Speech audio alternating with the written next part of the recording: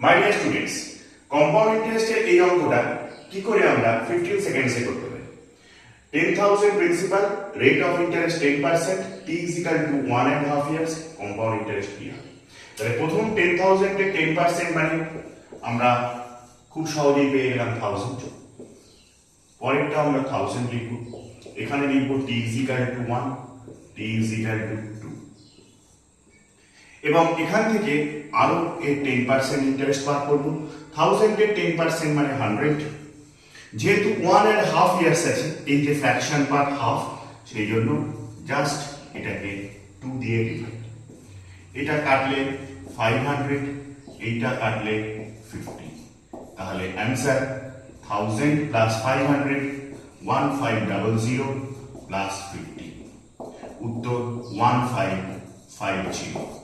এরকম ক্লাস দেখতে হলে লার্নিং ইউটিউব চ্যানেলে তোমরা জয়েন করো। ক্লাসটা ভালো লাগলে লাইক দাও এবং অবশ্যই চ্যানেলটা সাবস্ক্রাইব করে রাখো। Thank you.